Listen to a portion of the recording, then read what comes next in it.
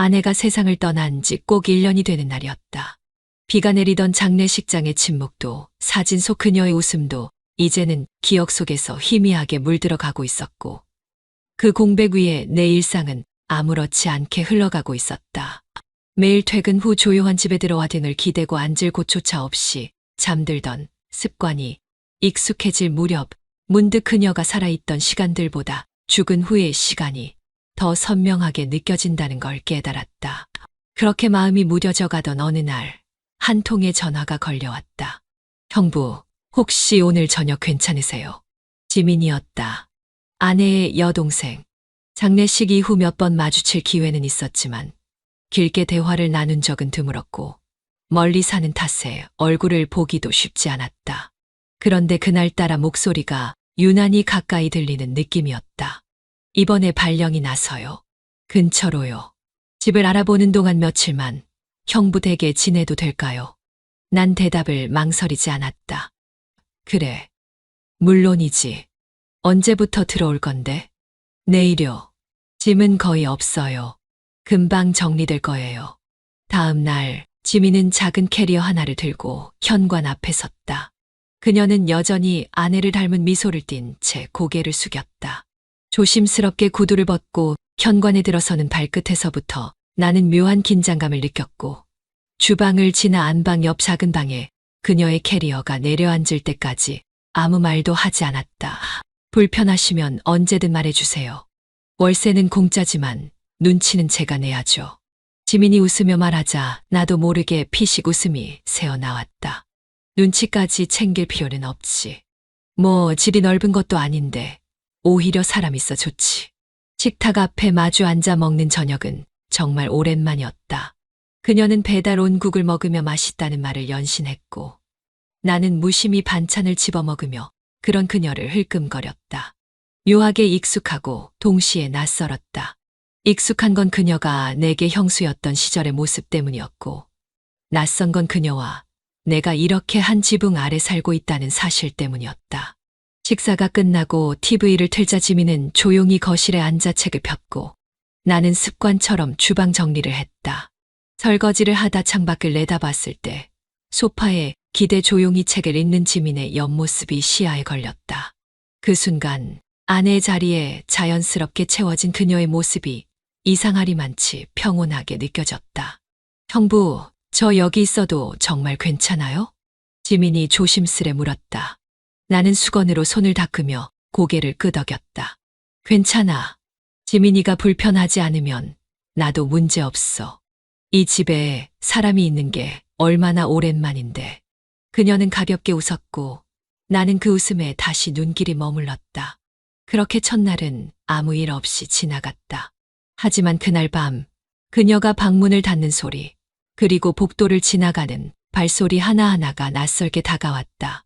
방 안은 조용했고 누군가가 옆방에 있다는 사실만으로도 이상하게 마음이 복잡했다. 그날 밤 쉽게 잠들지 못한 이유를 나는 아직 설명할 수 없었다. 다만 어쩐지 오래 비워졌던 이 집 안의 공기가 조용히 흔들리고 있다는 느낌은 지워지지 않았다. 식탁에 놓인 그릇은 여전히 아내가 쓰던 것이었다. 연한 푸른색 테두리에 작은 꽃무늬가 박힌 밥그릇은 그녀가 유난히 아끼던 식기 세트의 일부였고 그 자리에 다른 사람이 앉는 걸 나는 오랫동안 허락하지 못했다. 그러나 오늘 아침 그 그릇은 아무렇지 않게 지민의 손에 쥐어졌고 그녀는 조심스레 수저를 놓으며 말했다. 이거 언니가 쓰던 그릇이죠. 나도 기억나요. 고등학교 때 놀러 오면 항상 이 그릇에 밥 줬거든요. 나는 고개를 끄덕이며 반찬을 하나 집었지만 입에 넣기도 전에 기억이 목에 걸린 듯 멈칫했다. 과거의 기억을 꺼내는 게 어색하지 않은 듯 자연스러운 말투였고 그 속에는 묘한 정겨움이 담겨 있었다. 그땐 내가 진짜 많이 먹었지. 언니랑 둘이 떡볶이 해먹고 남기지도 않았잖아. 내가 웃으며 말을 잇자 지민도 나지막이 웃었다. 그 웃음은 작고 조용했지만 테이블 위로 흐르는 공기를 미묘하게 바꾸어 놓기에 충분했다. 그땐 내가 철이 없었죠. 지금은 뭐랄까. 조금은 덜 먹고 조금은 더 생각해요. 나는 그 말이 왜 그렇게 마음에 걸렸는지 몰랐다. 지민은 밥을 뜨던 손을 멈추고 물컵을 살짝 들어 올리며 눈을 피했다.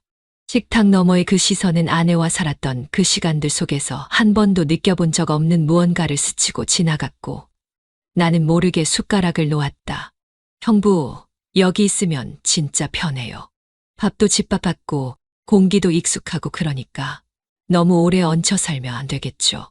그런 말 하지 마. 부담스럽지 않아. 넌 내 가족이고 여긴 내가 와도 되는 집이야. 내 말에 지민은 고개를 숙였다. 얼굴을 보지 않아도 알 수 있었다. 웃고 있었지만 그 안에는 다른 온도가 숨겨져 있다는 걸. 식사는 조용히 이어졌다. 밥알을 씹는 소리, 물을 넘기는 목소리, 그리고 그 사이사이 스며드는 짧은 숨소리들이 오히려 말보다 많은 걸 이야기하는 듯했다. 반찬을 하나씩 옮기며 나는 자꾸만 지민의 손끝을 의식했고 그녀도 어딘가 모르게 내 손동작에 시선을 두고 있었다. 형부, 요즘 TV 재미있는 거 뭐 보세요? 뜻밖의 질문에 나는 머뭇거리다 대답했다.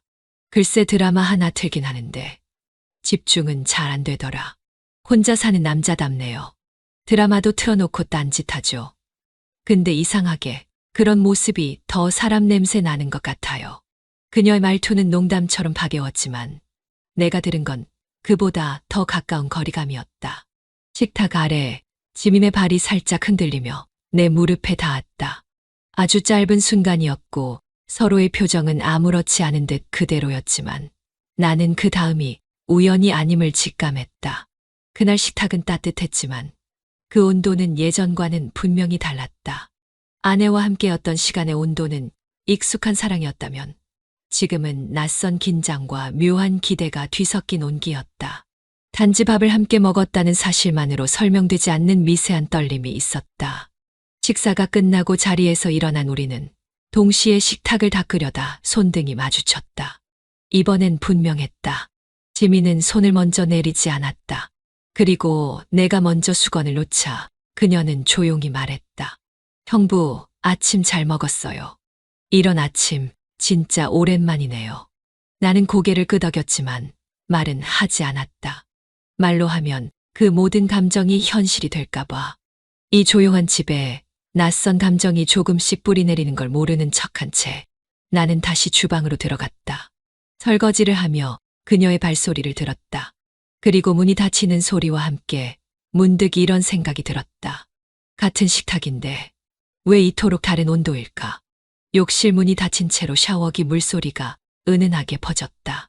지민이 들어간 지 꽤 시간이 지났고 주방에서 컵을 닦던 내 손끝은 어느새 멈춰 있었다. 시간이 얼마나 흘렀는지 모를 즈음 욕실 쪽에서 조심스러운 목소리가 들렸다. 형부 혹시 수건 하나만. 나는 고개를 들고 욕실 쪽을 바라봤다. 현관 옆 선반에 수건이 있었고 그녀는 서두르느라 그것을 챙기지 못한 듯했다. 망설이지 않고 나는 수건을 집어 욕실 앞으로 다가갔다. 문은 잠겨 있었지만 손잡이 아래 틈이 아주 약간 열려 있었고 그녀가 안에서 손을 내밀며 말했다. 여기요. 그냥 손에 쥐어주시면 돼요.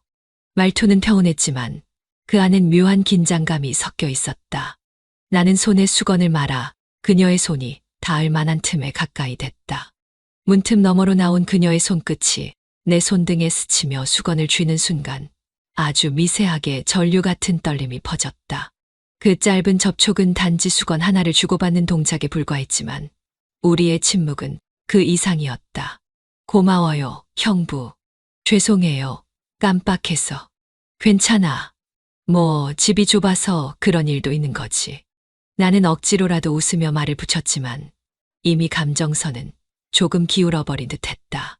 욕실 안에서 그녀의 발걸음 소리가 울리자 나는 조용히 거실로 돌아와 소파에 앉았다. 텔레비전은 켜졌지만 소리는 없었고 화면 속 드라마는 아무런 맥락도 없이 지나갔다. 내 시선은 그저 욕실 문을 향한 채 마음은 어딘가 불편한 설렘 속에 머물렀다. 잠시 후 머리를 말린 지민이 거실로 나왔다. 헐렁한 반팔 티셔츠와 무릎까지 오는 단바지는 집 안에서 입기엔 평범했지만 그 순간만큼은 평범하게 보이지 않았다. 그녀는 수건으로 머리를 꾹꾹 누르며 내 옆을 지나쳐 주방 쪽으로 갔고 나는 시선을 돌리려 했지만 쉽지 않았다. 형부, 오늘은 좀 더운 것 같죠? 샤워하니까 조금 나아졌어요. 그래, 낮에 비가 와서 습했잖아. 밤에도 덥네.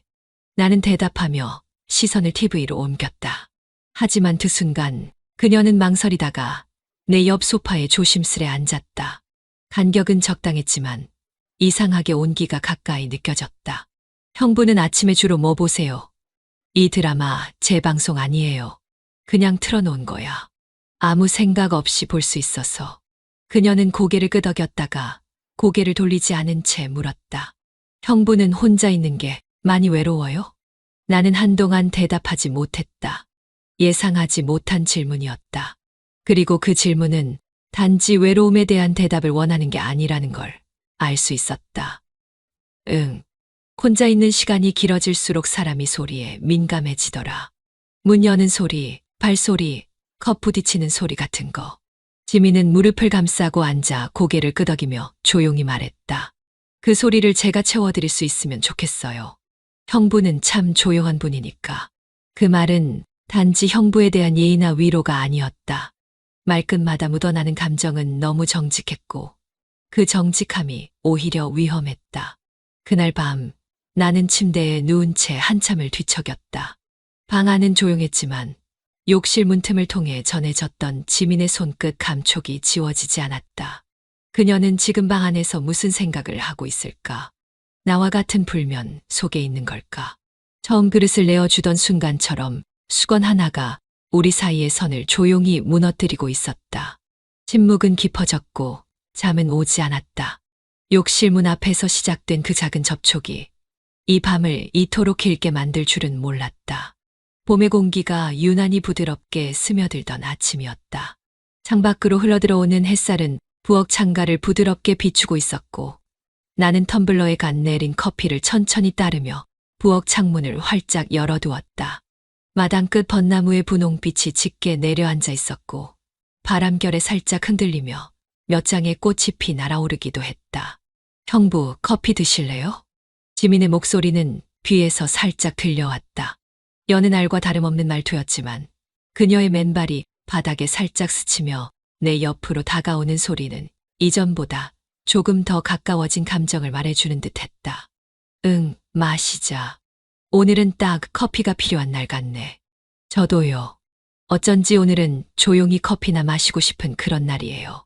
지민은 내 옆 창가 의자에 자연스럽게 앉았다. 두 사람이 부엌 테이블 앞에 나란히 앉아 창밖을 바라보며 커피를 마셨다. 말이 없었지만 그 침묵은 어색하지 않았고 오히려 적당한 고요함이 서로를 편하게 만들었다. 그녀는 양손으로 머그컵을 감싸쥔 채 창밖을 오래 바라보다가 조용히 말을 꺼냈다. 작년에 언니랑 벚꽃 구경 갔을 때 생각나요. 여의도 쪽이었나? 그날 언니가 저보고 언젠가 내가 좋아하는 사람한테 이런 풍경 보여주면 좋겠다고 했어요. 나는 그녀를 바라보다가 고개를 끄덕였다. 그 말 지민이한테 어울리네. 예쁜 거 보면 먼저 누구 생각부터 하는 사람.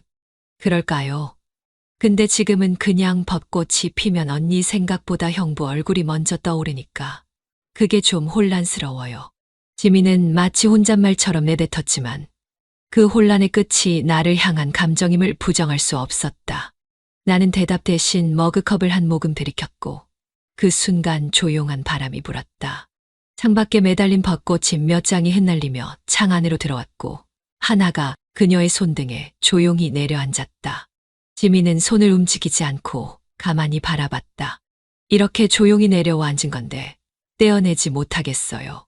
나는 미세하게 웃었다. 말하지 않아도 알 것 같았다.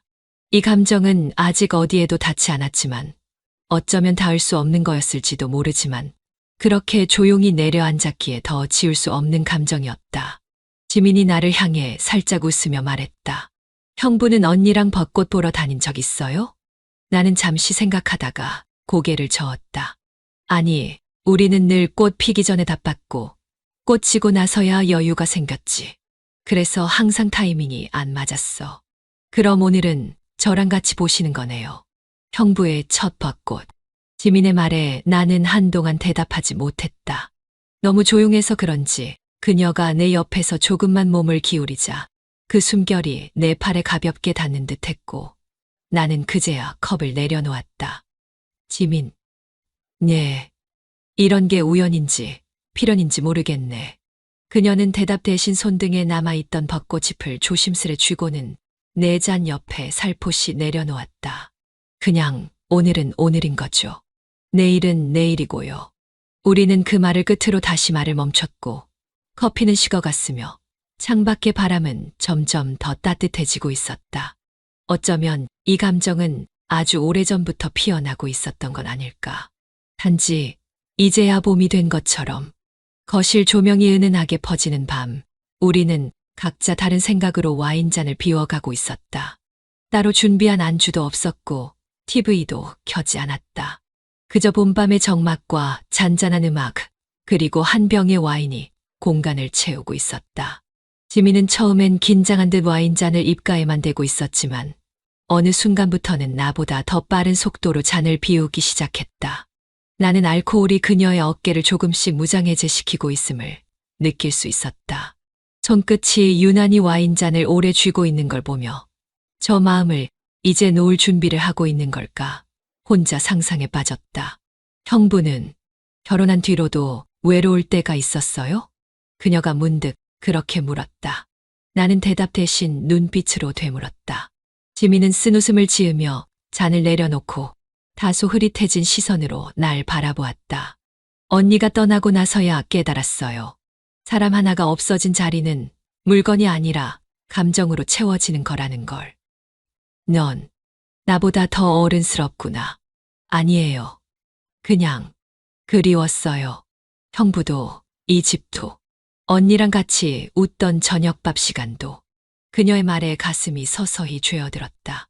나는 무언가 말을 해야 했지만 어떤 단어도 이 상황을 더 부드럽게 만들 수 없다는 걸 알았다. 대신 우리는 다시 와인을 따랐다. 그녀가 잔을 들었고 나도 들었다. 부딪히지 않은 채 마시는 술은 어쩐지 더 깊고 더 조용하게 취하게 했다. 지민이 소파에 등을 기댄 채 몸을 비틀며 자리에서 자세를 바꾸는 순간 그녀의 무릎이 내 허벅지에 살짝 닿았다. 미동도 하지 않고 그대로 있었지만 그 짧은 접촉은 마치 천둥처럼 내 감각을 때렸다. 그리고 아무 말 없이 그녀는 다시 잔을 들었고 나는 그 잔의 절반쯤이 그녀의 입술 자국으로 젖어드는 걸 보았다. 형부는 지금 후회하고 있나요? 무엇을? 나를 들었던 거요. 이 집에 이렇게 자주 마주치는 걸 허락했던 거. 그녀의 시선은 도발적이지 않았다. 오히려 조심스러웠고 서글펐다. 그러니까 더 위험했다. 나는 그 시선을 피하지 않고 정면으로 마주봤다. 와인 한 잔 사이에 놓인 거리. 말없이 천천히 그녀가 내 손등 위에 손을 얹었다. 그 손이 따뜻해서가 아니라 떨리고 있었기 때문에 나는 움찔했다. 그녀는 멈추지 않았다. 내가 미안해요. 왜 내가 미안해? 이 감정이 언니한테 미안하니까요. 근데 그녀의 손이 내 손가락 사이로 파고들었다. 근데 더는 못 참겠어요. 나는 그 손을 그대로 잡았다. 어쩌면 그때 이미 모든 게 결정났는지도 모른다. 아무 말 없이 우리는 나란히 앉은 채 서로를 향해 몸을 돌렸다. 그녀의 얼굴이 가까워졌다. 입술이 내 볼에 살짝 닿았고 그 다음엔 코끝을 스쳤다. 지민아, 말하지 말아요. 제발. 그녀의 입술이 내 입술에 닿은 순간 아무런 저항도 부정도 없었다. 숨결이 얽히고 숨이 뜨거워졌다. 나는 그녀의 허리를 감싸 안았고 그녀는 내 무릎 위에 앉았다. 얇은 셔츠 너머로 전해지는 그녀의 체온이 거짓말처럼 따뜻했다. 와인잔이 탁자 아래로 떨어지는 소리에도 우리는 놀라지 않았다. 조명이 꺼졌고 그 순간 우리는 마치 본능의 어둠에 기대듯 입술을 포개었다. 소파 위 그녀의 손이 내 셔츠 단추를 조심스럽게 풀어내고 있었다. 가슴팍을 덮던 셔츠가 스르르 벗겨졌고 그녀는 그 위에 이마를 기댔다. 이게 맞는 건가요? 난 지금 아무것도 생각나지 않아. 그럼 그게 정답일지도 모르겠어요. 그녀의 목덜미를 감싸 안고 천천히 몸을 눕혔다.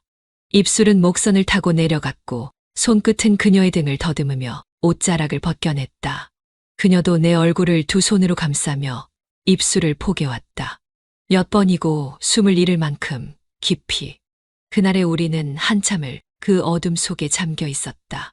죄책감은 와인의 뒷맛처럼, 사랑과 욕망은 그 잔향처럼 오래도록 입안에 남았다. 아침은 평소와 다르지 않게 시작되었다. 창문 너머로 흐르는 햇살은 여느 때처럼 거실 바닥을 따스하게 덮었고 커피포트는 익숙한 소리를 내며 물을 끓이고 있었다. 나는 눈을 비비며 주방으로 나가 조용히 잔을 꺼냈다. 주방 한쪽에서는 지민이 식탁에 앉아 토스트에 잼을 바르며 아무 일 없다는 듯 환하게 웃고 있었다. 하지만 그 웃음은 눈동자 어딘가가 비어있는 듯 느껴졌다.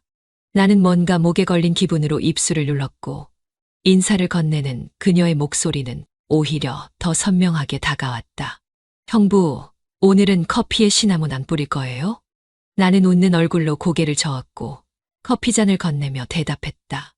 오늘은 그냥 쓴맛으로 시작하는 게 나을 것 같아서. 그 말에 그녀는 피식 웃었지만 웃음이 너무 빠르게 사라졌다. 식탁을 사이에 두고 마주 앉았지만 서로의 눈은 거의 마주치지 않았다.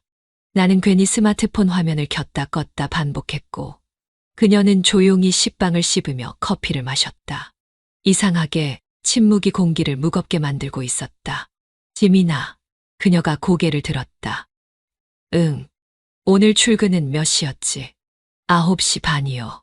형부는 오늘 늦게 나가세요. 응, 회의가 오후에 있어서. 조금 늦게 나가려고.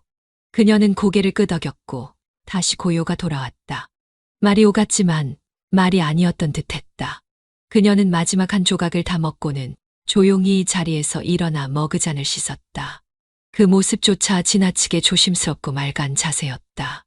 어젯밤의 기억이 둘 사이를 가로막고 있다는 것을 누구보다 선명히 알고 있었다. 출근 준비를 하러 방으로 들어가던 그녀는 문고리에 손을 걸친 채 문턱에서 잠시 멈춰 섰다. 고개를 돌려 나를 바라보며 말했다. 형부, 어제 일은 그냥 좀 취해서 그런 거니까요. 신경 쓰지 않으셔도 돼요. 나는 고개를 들어 그녀를 바라보았지만 아무 말도 할 수 없었다.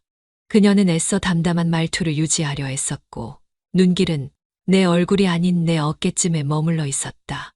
나는 겨우 입술을 떼며 대답했다. 그래, 너도 괜찮았으면 좋겠다. 나도 괜히 복잡하게 만들고 싶진 않아. 그녀는 웃지도 않고 울지도 않은 표정으로 고개를 끄덕인 후 조용히 방으로 들어갔다. 그 문이 닫히는 소리가 유난히 또렷하게 들려왔다. 그날 하루는 이상하리만큼 길게 느껴졌다. 같은 집 안에 있으면서도 지민과 마주치는 순간은 적었고 마주쳐도 서로 살짝 고개만 끄덕일 뿐 아무 말도 하지 않았다. 복도에서 엇갈릴 때마다 나는 괜히 문을 닫거나 방향을 바꿨고 그녀는 발소리를 줄이며 걸었다. 거실에 남은 그녀의 머리카락 한 올조차 어쩐지 낯설게 느껴지는 오후였다. 어제는 눈앞에 있던 그 거리가 오늘은 너무 멀게만 느껴졌다. 창밖엔 비가 내리고 있었다. 천장이 낮은 단독주택 특유의 얇은 슬레이트 지붕은 빗방울 소리를 더 증폭시켜 내렸다. 처음에는 평온한 리듬이었지만 점점 속도를 더하며 천둥을 동반했다. 지민은 거실 소파에 무릎을 끌어안고 앉아 있었고 나는 주방 쪽 전등을 끄기 위해 일어나다 말고 창밖을 바라봤다. 전기 불빛이 몇 번 깜박이고 나서 정적이 찾아왔다. 정전이었다. 형부, 정전인가 봐요. 그녀의 목소리가 평소보다 작게 들렸다. 나는 냉장고에서 비상용 랜턴을 꺼내 조심스럽게 불을 밝혔고 은은한 빛이 어두운 집안을 간신히 채웠다. 전기가 나간 게 뭐 대수겠냐는 듯 행동했지만 그 어두움 속에서 지민의 눈동자는 또렷하게 빛나고 있었다. 나는 말없이 작은 랜턴을 거실 테이블에 두고 그녀를 지나 방으로 들어왔다. 그날은 왠지 지민의 숨소리가 따라 들어온 것 같았다. 얼마 후 방문이 살짝 열리더니 지민이 조심스레 들어왔다. 이불을 덮은 채로 누워있는 내 쪽으로 다가온 그녀는 작은 소리로 말했다. 형부, 저기, 갑자기 불도 꺼지고 비도 오고 무서워요. 나는 조용히 시계를 바라봤다. 새벽 1시 27분. 다시 그녀를 바라보았고 그녀는 머리를 살짝 떨군 채 이불 가장자리를 손끝으로 잡고 있었다. 얇은 티셔츠에 트레이닝 바지를 입고 있었지만 랜턴 불빛에 그 실루엣이 너무 선명하게 그려지고 있었다. 조심스럽게 이불을 들자 지민은 주저하지 않고 내 옆에 들어왔다. 이불 한쪽만 같이 덮을게요. 잠깐이면 돼요. 나는 그 말에 대답하지 않았다. 대신 숨소리로 감정을 숨긴 채 천장을 바라보았다. 하지만 그 고요함은 오래 가지 않았다. 지민의 머리카락이 이불 위로 흘러내리고 그녀의 체온이 등을 타고 들어왔다. 그리고 등 뒤에서 조심스레 다가온 팔이 내 허리에 걸렸다. 나는 그대로 몸을 뒤로 돌려 그녀와 마주했고 지민은 말없이 나를 바라봤다. 지민아, 네, 이건 안 되는 거야. 그녀는 눈을 감지 않은 채 아주 천천히 고개를 끄덕였다. 그리고는 속삭였다. 저도 알아요. 하지만 오늘만은 그냥 아무 말도 하지 말아줘요. 그녀의 손이 내 손을 찾아와 겹쳤고 그 손끝에서 진심이 전해졌다. 거부할 수 없는 체온과 지워지지 않을 감정의 무게. 나는 그녀의 얼굴을 어루만지며 다시 한 번 마지막으로 말할 기회를 엿보았다. 하지만 그녀는 이미 내 턱을 감싸고 아주 조용히 키스해왔다. 입술이 닿은 순간 모든 죄책감이 무력해졌다. 불 꺼진 방 그 안에서 흐르던 감정은 자제라는 단어를 지워버리고 있었다.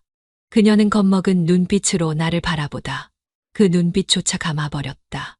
우리는 그날 말없이 아무런 방해 없이 서로를 끌어안았다. 셔츠 단추가 풀리고 손끝이 허리를 타고 내려갈 때 지민은 아주 조용히 숨을 들이쉬었다. 형부, 괜찮아요. 그녀의 말은 작고 떨렸지만 확실한 의지였다. 나는 더 이상 주저하지 않았다. 어둠 속에서 지민의 피부는 은은하게 빛났고 그녀의 입술은 떨리면서도 적극적으로 나를 받아들이고 있었다. 그날 밤 우리는 어떤 말도 하지 않았다. 그냥 서로를 끌어안고 다시 또 다시 입술을 맞댔다. 그리고 이불 속에서 형부와 처제라는 관계는 더 이상 무의미해졌다. 오직 남자와 여자로 우리는 서로를 감쌌다. 그녀는 가끔 고개를 묻으며 조용히 울기도 했고 나는 그녀의 눈물을 닦아주며 등을 토닥였다. 형부, 우리 정말 이제 되돌아갈 수 없어요. 그 말에 나는 대답하지 않았다. 하지만 속으로는 이미 알고 있었다. 그 순간부터 우리는 다시는 처음으로 돌아갈 수 없다는 걸. 방 안은 비 오는 소리로 가득했지만 그보다 더 짙은 숨소리가 밤을 적시고 있었다. 식탁 위 그릇들을 다 치우고 물을 채운 세제로 설거지를 시작한 건 지민이었다. 슬리퍼를 질질 끌며 싱크대 앞에 선 그녀의 뒷모습을 보며 나는 무심히 입가에 커피를 머금었고 다 마시지 못한 잔을 식탁 끝에 내려놓은 채 조용히 그녀의 움직임을 따라 눈을 움직였다. 푸석한 머리, 티셔츠 아래로 드러난 목선, 젖은 물방울이 튄 반바지 끝단까지 모든 게 평범하고 조용한 일상의 그림 같았지만 눈길이 오래 머문 자리엔 평온한 감정보다는 묘하게 말라붙은 욕망 같은 것이 천천히 피어오르고 있었다. 지민은 무심한 척 등을 돌리고 설거지를 이어갔고 나는 어느새 의자를 밀고 조용히 일어났다. TV 소리는 이미 줄여놓았고 창밖은 어둑하게 가라앉아 있었으며 벽시계는 어느덧 자정을 향하고 있었다. 내가 그녀에게 다가선 건 아주 조심스러웠다. 발소리를 죽이고 뒷걸음치듯 가까이 간 끝에 그녀의 바로 뒤에 섰다. 흐르는 물소리와 함께 설거지하는 손길 사이로 희미한 향이 느껴졌고 나는 그 향에 이끌리듯 손을 뻗어 그녀의 허리에 가만히 닿았다. 지민은 놀란 듯 몸을 움찔했지만 소리를 내진 않았다. 내 손은 그녀의 허리깨를 따라 천천히 움직이다가 멈췄고 그 정적을 깨듯 그녀의 손이 천천히 움직여 내 손등을 덮었다.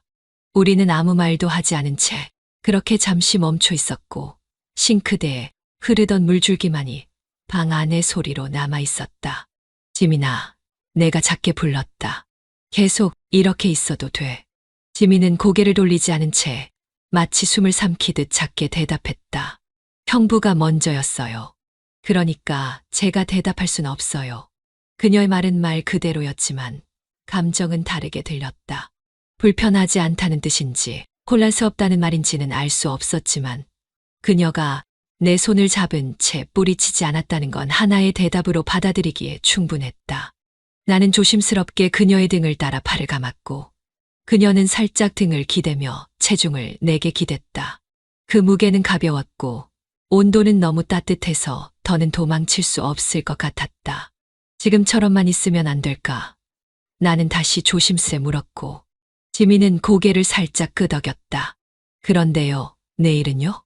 나는 대답하지 못한 채 그녀의 이마에 입을 맞췄고 그녀는 천천히 손을 빼며 다시 설거지를 마저 하겠다는 듯 자세를 고쳤다. 내가 손을 떼지 않자 그녀는 웃음 섞인 목소리로 말했다. 형부, 물 묻었어요. 옷 다 젖어요. 나는 그녀의 등을 한 번 더 감싸 안고 속삭였다. 그럼 수건으로 닦아줘. 내 손으로는 내가 닿은 자리를 쉽게 지울 수 없을 것 같아서. 그 말에 지민은 작게 웃었다. 웃음은 짧았지만 그 속엔 묘한 여운이 흘렀고 그날 밤 나는 쉽게 잠들지 못했다. 침실문이 닫히는 소리, 문 앞에 머뭇거리는 발소리, 그리고 끝내 돌아가는 가벼운 발걸음까지. 그 밤 이후 우리는 다시 아무 일 없었던 듯 지냈지만 부엌의 조용한 풍경 속에서 시작된 감정은 분명 그 자리에 남아 있었다. 서로의 뒷모습에 깃든 의미만큼은 결코 지울 수 없을 것 같았다. 소파는 평소보다 조금 더 넓어 보였다. 지민이 조용히 다가와 말없이 담요를 들고 내 옆에 앉았다. 커다란 담요가 다리를 덮고 무릎이 스치며 순간적으로 시선이 겹쳤다. 그녀는 아무렇지 않은 듯 리모컨을 들고 TV를 켰고 나는 그런 지민의 얼굴을 보며 웃지 못할 긴장을 삼켰다. 흘러나오는 드라마의 대사는 귓가에 닿기도 전에 사라졌고 오히려 지민의 숨소리, 담요 안에서 바지깃이 스치는 소리, 커피 향에 섞인 샴푸 냄새 같은 것이 더 선명하게 느껴졌다. 형부, 이거 진짜 재밌대요. 요즘 완전 인기래요. 응, 아, 그래. 난 요즘 이런 거 잘 안 보는데. 한 번 보면 빠져요. 등장인물이 다들 이상하게 설득력 있어서. 그럼 너는 어떤 캐릭터에 빠졌는데? 지민은 웃지 않고 고개를 살짝 기울였다. 아무 말도 안 해도 옆에 있어주는 사람. 그 사람한테 결국 마음이 가더라고요. 그 대답이 단지 드라마 얘기인 걸까? 대사는 멀어지고 화면 속 인물들의 얼굴이 뿌옇게 보이기 시작했다. 등받이에 기대 앉은 지민의 어깨가 천천히 내 팔에 닿았고 우리는 서로 시선은 두지 않은 채 숨을 가다듬었다. 너무 가까워도 안 되는 거 알고 있었지만 너무 멀어지는 것도 이상하게 어색했다. 담요 안에서 팔꿈치가 닿고 그녀가 살짝 몸을 움직일 때마다 무릎이 다정하게 스쳤다. 눈은 화면을 바라보면서도 온 신경은 그 온도에 머물러 있었다. 형부, 저 진짜 여기서 잘해보고 싶어요. 그냥 직장 문제로 잠깐 온 게 아니라 언니가 좋아하던 이 동네 그냥 살아보고 싶어서. 그랬구나. 처음 말하네. 내가 그런 마음이었을 줄은. 말하면 부담될까봐 그냥 말 안 했어요. 지민아. 네. 요즘 널 보면 자꾸 웃게 돼. 그게 조금 겁이 나기도 해. 지민이 천천히 고개를 돌려 나를 봤다. 그 눈빛은 울 것처럼 붉어져 있었고 나는 손을 뻗었다가 다시 내려야만 했다. 소파 위에 우리는 마치 멈춰있는 두 사람처럼 조용히 앉아 있었다. 웃음도 말도 없는 시간이었지만 그 어떤 때보다 감정은 빠르게 흘렀다. 드라마는 계속되고 있었지만 우리는 이야기의 결말보다 담요 아래의 정적 속에 더 깊이 빠져 있었다. 늦은 오후 노을빛이 길게 늘어져 벤치에 기대 앉은 우리의 그림자를 길게 끌었다. 공원엔 강아지를 산책시키는 사람들과 유모차를 끄는 부부들이 간간히 지나가고 있었고 그 평화로운 풍경 사이에서 나란히 앉아있는 우리 둘은 마치 세상과 단절된 듯 조용히 앉아 있었다. 지민은 초록빛 니트 위로 긴 머리를 넘겼고 고개를 숙인 채 무릎 위에 손을 포개었다. 나는 그녀의 옆모습을 바라보다 시선을 돌려 앞을 봤다. 바람이 살짝 굴자 벗고 지피 하나 둘 떨어졌고 벤치 아래에 작은 물웅덩이를 남기고 있었다. 형부, 저 요즘 이상해요. 그 말은 마치 바람에 실린 한숨처럼 들려왔다. 지민은 고개를 들지 않은 채 입술을 굳게 다물었다. 나는 그녀를 바라보며 아무 말도 하지 못했다.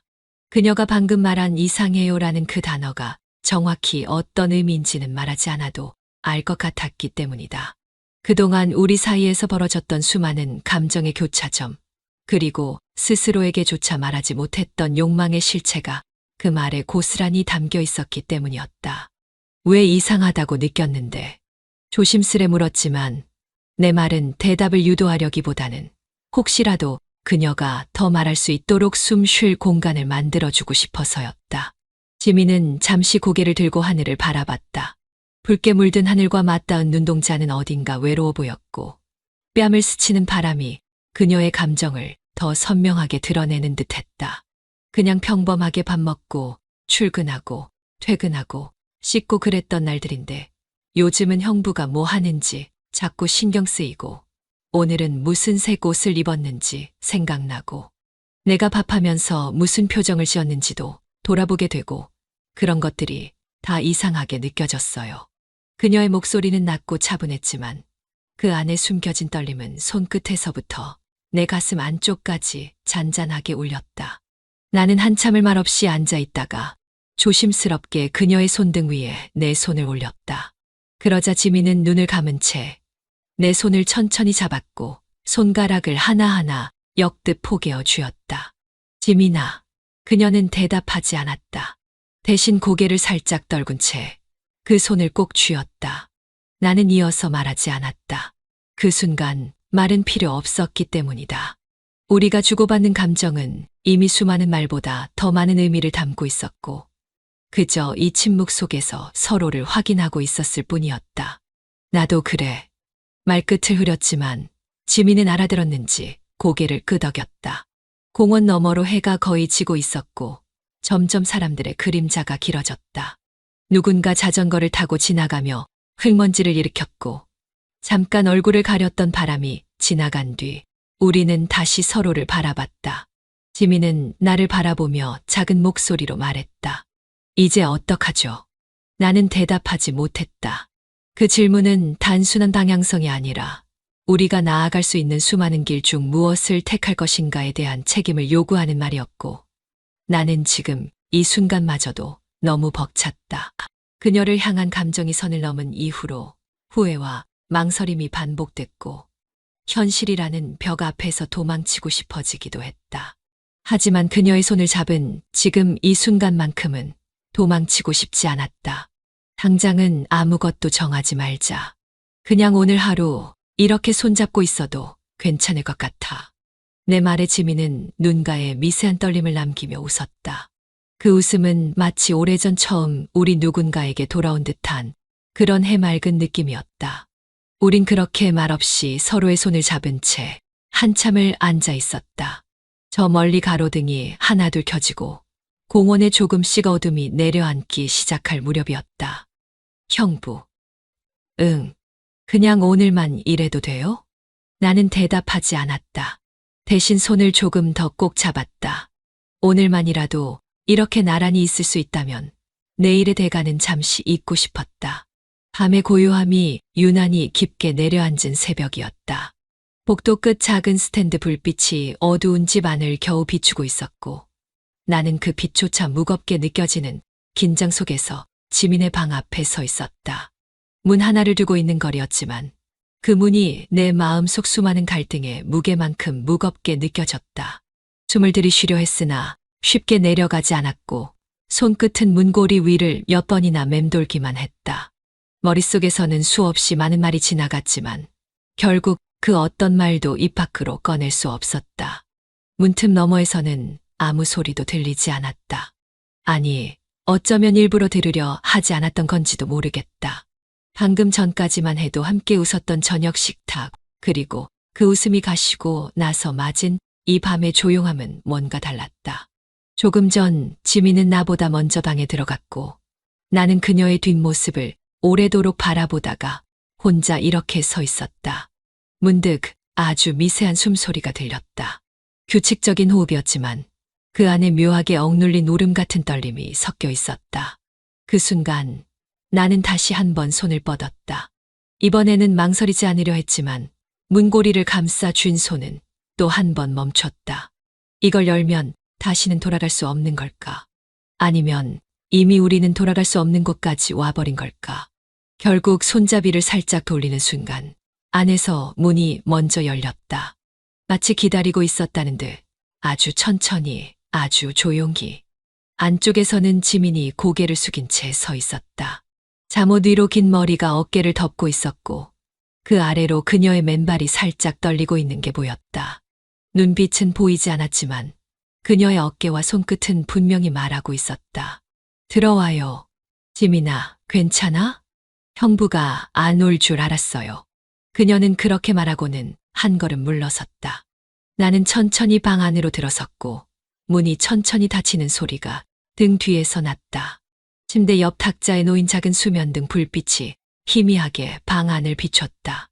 이 조명 아래서 그녀는 더 작고 더 약해 보였다. 그리고 더 솔직해 보였다. 무섭지도 않은데 그냥 형부 목소리가 듣고 싶었어요. 지민은 그렇게 말하며 고개를 들었고 나는 그녀의 눈 속에서 수많은 감정을 읽었다. 외로움, 불안, 그리움, 그리고 분명히 사랑이었다. 나는 그 눈을 피할 수 없었고 피하고 싶지도 않았다. 내가 이 방 앞에서 얼마나 오래 망설였는지 알아? 얼마나? 영원처럼 느껴졌어. 지민은 미소를 지었고 그 미소는 금세 떨림으로 바뀌었다. 나는 조심스럽게 그녀에게 다가가 손을 뻗었다. 그녀는 그 손을 피하지 않았다. 아니, 오히려 먼저 내 손을 잡았다. 그리고 두 손이 맞닿은 그 순간 다시는 돌아갈 수 없다는 것을 깨달았다.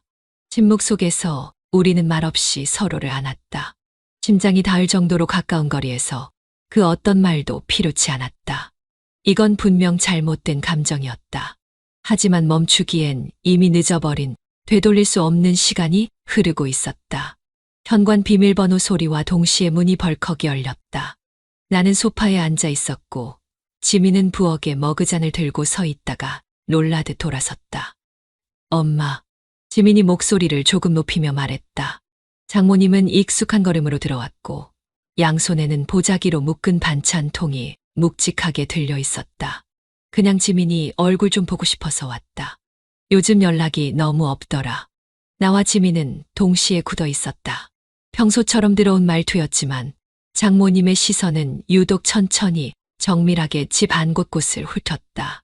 현관에 놓인 남성용 슬리퍼 두 켤레, 안방이 아닌 지민 방 앞에 문이 약간 열려있는 상태, 그리고 욕실 앞 세면대에 나란히 놓인 남녀용 칫솔 두 개.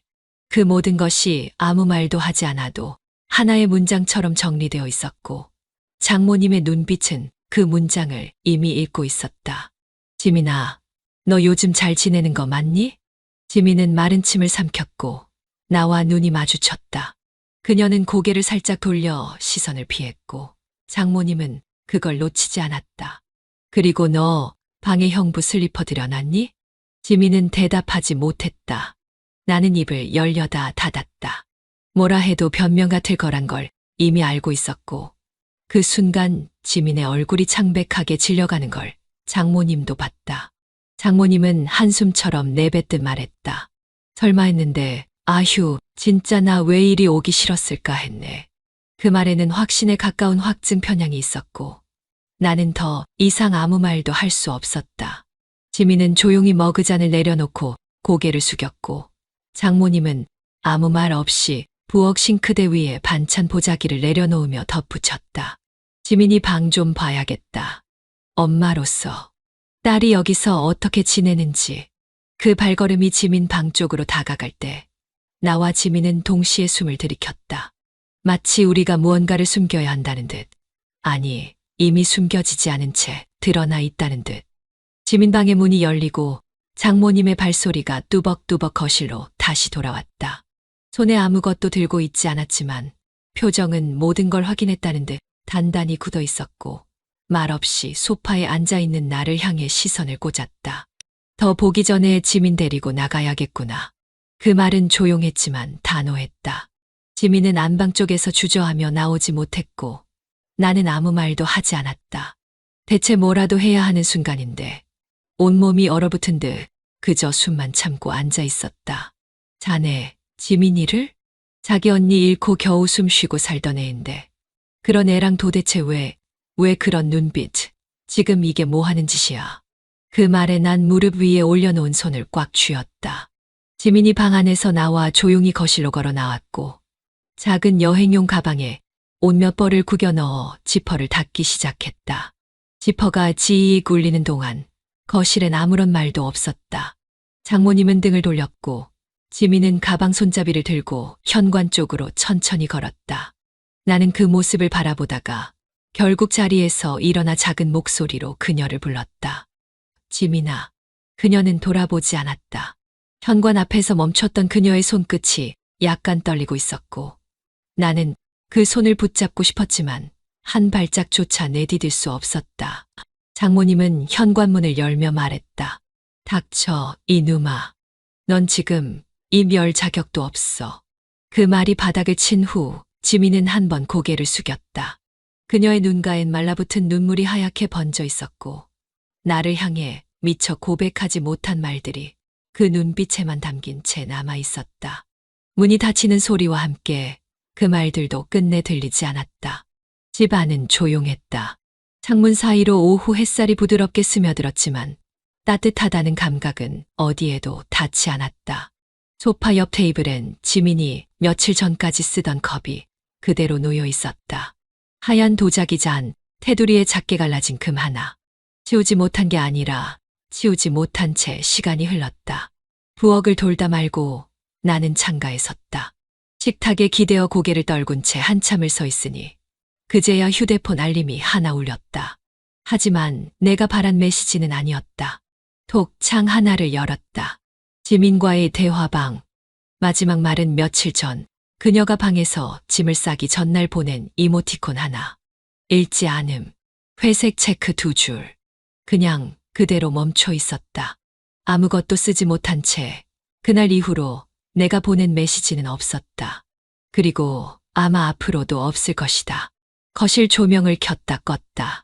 방 안으로 들어갔다가 나왔다. 마치 내가 무엇이라도 해야 할 것처럼 조용한 집 안을 서성이며 온몸을 괜히 움직였다. 하지만 손에 잡히는 건 아무것도 없었다.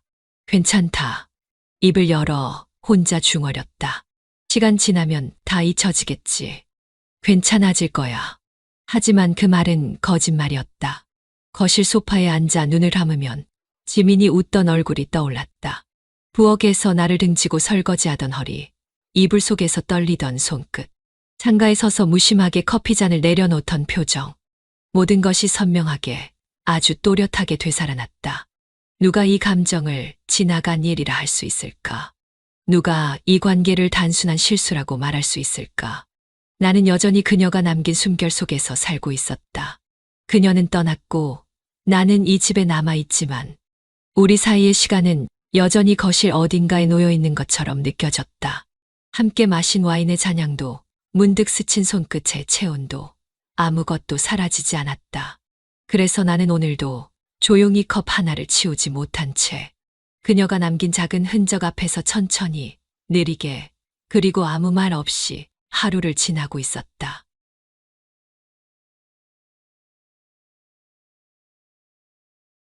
오후 늦게까지 미뤄두었던 설거지를 끝낸 뒤 텅 빈 거실에 앉아 멍하니 커피를 식혀가고 있었다. 흘러가는 시간을 붙잡을 이유도 붙잡아야 할 사람도 없다는 건 생각보다 더 무거운 감정이었다. 사람은 누구에게도 방해받지 않는 혼자가 되면 편해질 줄 알았는데 그게 아니라는 걸 이혼하고서야 알게 됐다. 남은 건 습관처럼 반복되는 침묵뿐이었고 말 한마디 없는 집안에선 조용함마저 쓸쓸하게 울려 퍼지고 있었다. 그런 오후 현관에서 갑작스레 들려온 벨소리에 나는 무심코 컵을 내려놓았다. 낯선 번호의 문자도 뜻밖의 택배도 없던 날. 문을 열자 생각지도 못한 얼굴이 문 앞에 서 있었다.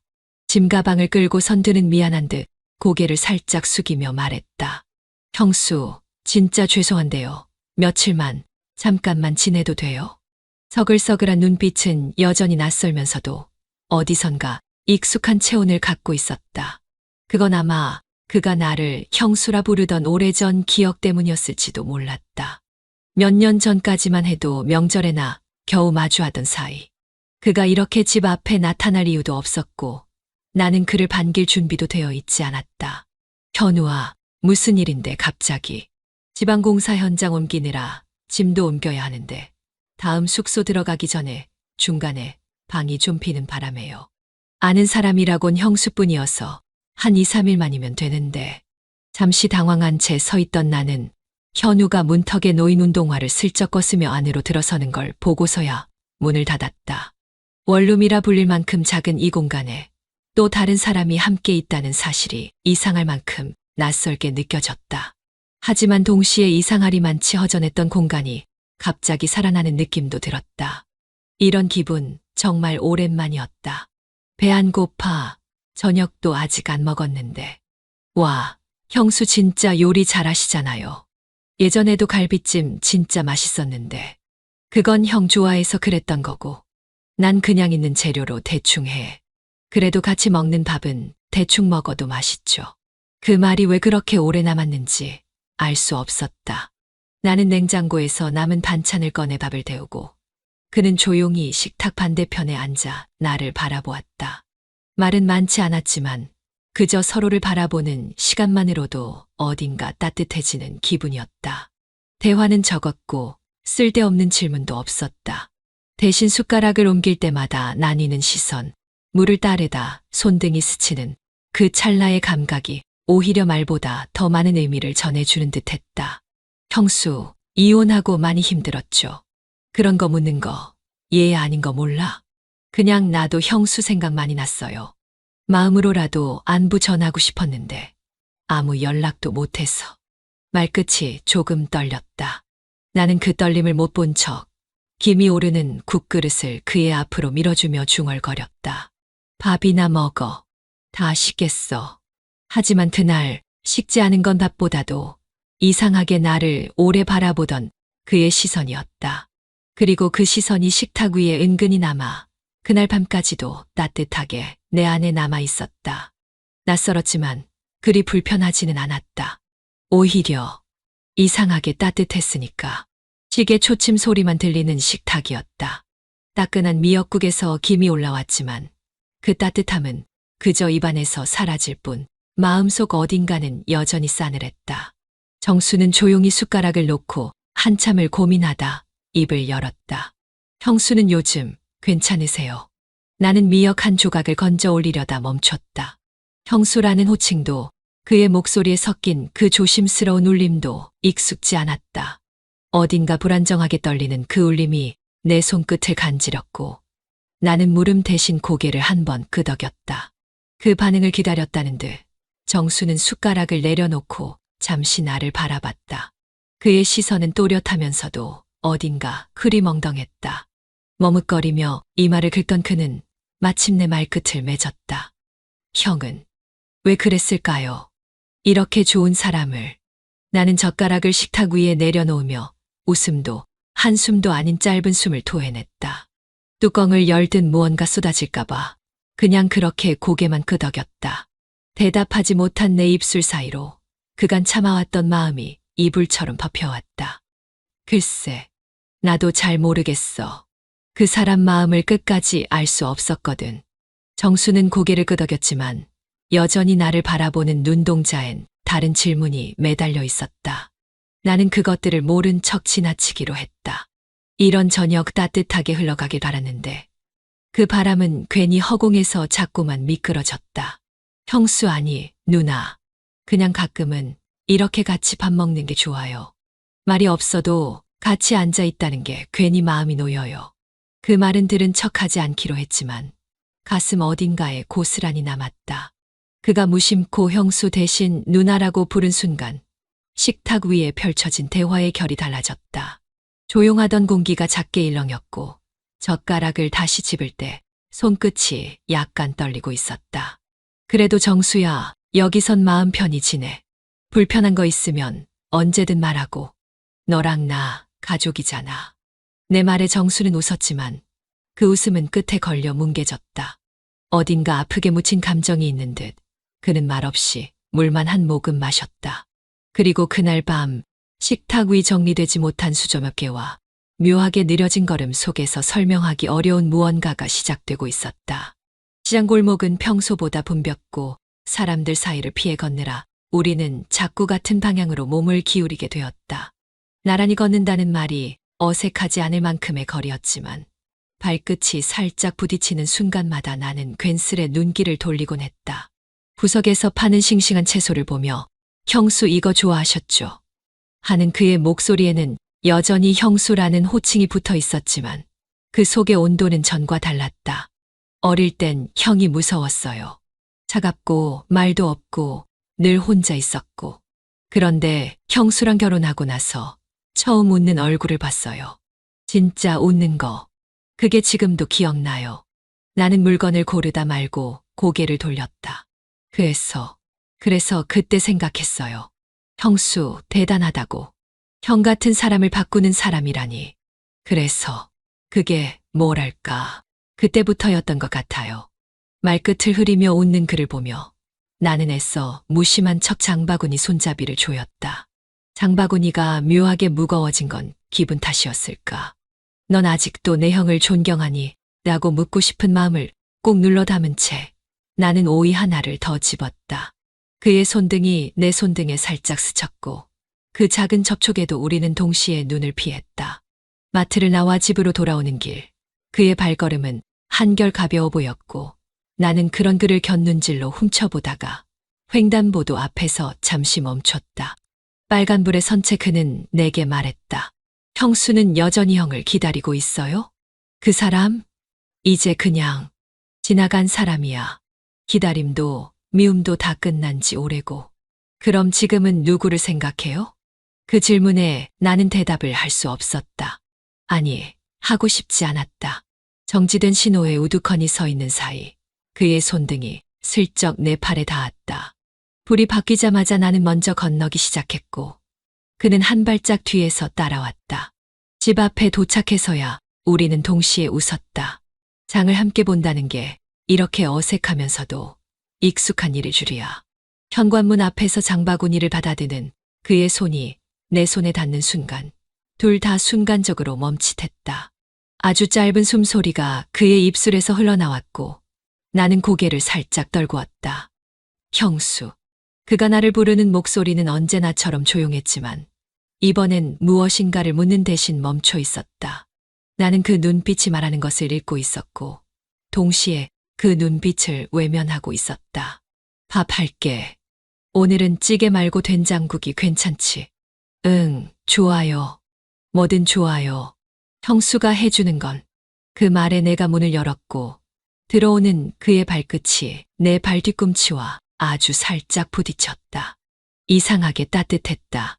낯선 거리의 공기 속에서 익숙해진 온기. 그건 그날 저녁 식탁의 조용한 웃음과 함께 아무 말 없이도 충분히 전해졌다. 베란다 문을 열자 오후의 햇살이 빨래 사이를 부드럽게 비집고 들었다. 형광등 아래와는 다른 어딘가 마음까지 적시는 듯한 따뜻한 기운이 조용한 원룸을 감돌았다. 그녀는 바지 하나를 털어널고 나는 그 옆에서 티셔츠를 집어들었다. 세탁기 속에서 꼬인 옷들이 서로 풀리지 않으려는 듯 한데 엉켜 있었다. 이거 형수 거죠. 내가 들어 올린 면티를 그녀에게 보여주자 수정은 고개를 살짝 끄덕였다. 응, 빨지 말랬는데 그냥 다 넣어버렸나 보네. 그녀가 웃으며 티셔츠를 받으려 손을 내밀었고 내 손끝과 그녀의 손끝이 동시에 그 천 조각을 잡는 순간 묘한 정적이 흘렀다. 손을 뗄까 말까 망설이는 동안 그녀의 눈길이 내 얼굴을 스치고 지나갔다. 나는 괜히 바람에 휘날리는 빨래끈을 바라보며 시선을 돌렸다. 아무 말도 없었지만 이 고요함이 무언가를 말하고 있었다. 어색하진 않았다. 하지만 설명할 수 없을 만큼 낯설게 설레었다. 정말 혼자 사는 거 아직도 익숙하지 않아요? 내가 슬쩍 말을 꺼냈을 때 수정은 베란다 창틀에 팔꿈치를 올리고 햇살을 눈으로 가리며 말했다. 익숙해질 줄 알았는데 이상하게 더 조용해졌어. 예전엔 말이라도 안 했지. 지금은 말할 사람도 없으니까. 나는 그 말에 무슨 대답을 해야 할지 몰라. 접힌 수건을 다시 펴며 그녀 옆에 나란히 섰다. 발끝이 살짝 스쳤다. 그녀가 고개를 돌려 날 봤고 나는 미처 피하지 못한 채 그대로 마주쳤다. 몇 초의 침묵이 지나고 나서야 그녀는 다시 빨래를 들고 웃으며 말했다. 그래도 내가 있어서 다행이다. 그 말은 별 뜻 없다는 듯 툭 던진 듯 했지만 내 가슴 안쪽을 어딘가 깊숙이 긁고 지나갔다. 나는 괜히 창밖을 보며 고개를 끄덕였다. 그날 밤 둘은 아무 약속 없이 영화를 틀었다. 그녀는 거실 한쪽, 나는 반대쪽에 앉았다. 스크린 속 배우가 울다가 웃다가 다시 무표정으로 돌아가는 장면이 이어졌다. 그녀는 무릎을 감싸 안고 앉았고 나는 팔짱을 끼고 상체를 살짝 숙였다. 그렇게 서로의 그림자가 조용히 바닥에 드리워진 채 영화는 점점 클라이맥스를 향해 갔다. 이 영화 예전에 형이 좋아했잖아요. 그래서 안 보려 했는데 보고 싶었나 봐. 보고 나니까 어때요? 이젠 그냥 영화네.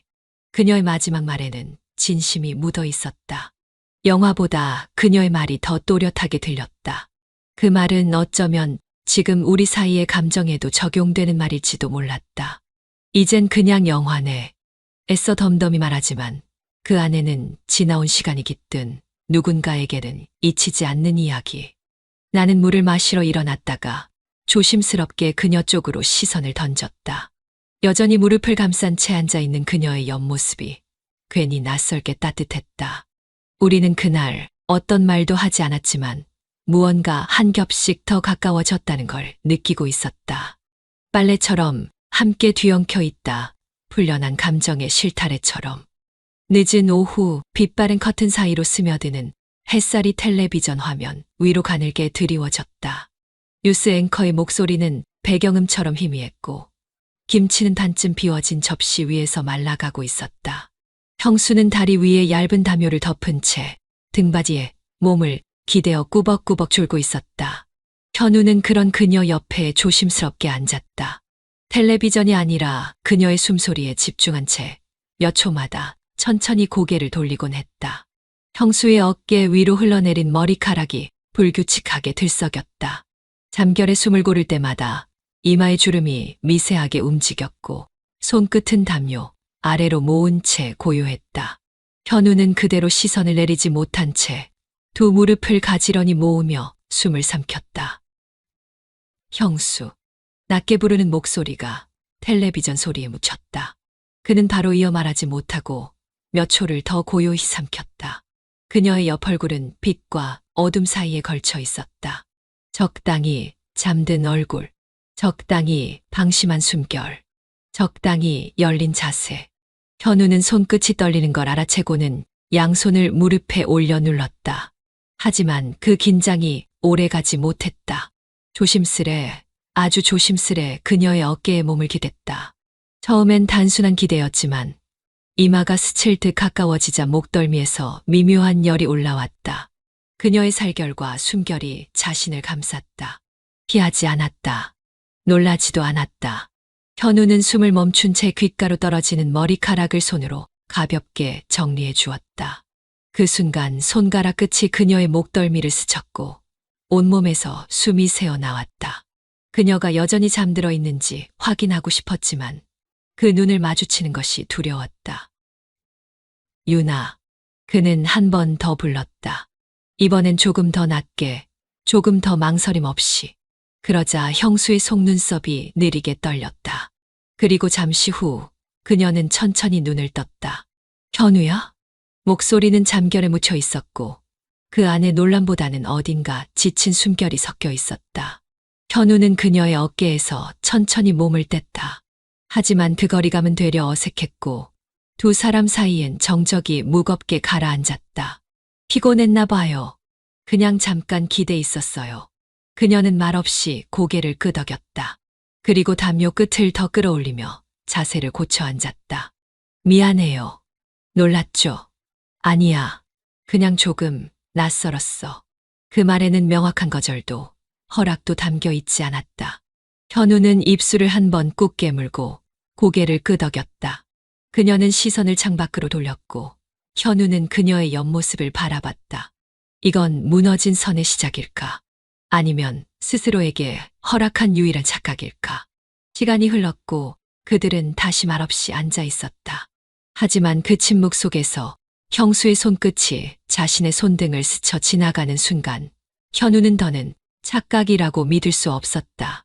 창문 틈새로 들어온 아침 햇살은 언제나처럼 부드럽고 전기포트는 일정한 온도로 물을 데우고 있었으며 싱크대 위엔 갓 씻은 머그잔 2개가 나란히 놓여 있었다. 여느 날과 다를 바 없는 풍경 속에서도 오늘 아침은 이상하리만치 조용했다. 나는 커피를 따라 그녀 앞에 놓고 조심스레 시선을 건넸지만 수정은 고개를 살짝 숙인 채 잔의 가장자리를 손가락으로 천천히 돌리기만 했다. 긴 머리카락이 뺨 옆으로 흘러내리며 표정을 반쯤 가리고 있었지만 그 아래 숨겨진 감정은 짙은 커튼처럼 무거웠다. 잘 잤어요? 내가 먼저 말을 건넸다. 기어들어가는 목소리에 놀라면서도 그 짧은 질문조차 어색하게 느껴졌다. 응, 그럭저럭. 수정의 대답은 짧았고 그 안엔 아무런 감정이 실려 있지 않았다. 하지만 잔을 든 손끝은 묘하게 떨리고 있었고 그녀는 그 진동을 감추려는 듯 천천히 커피를 입에 가져다 댔다.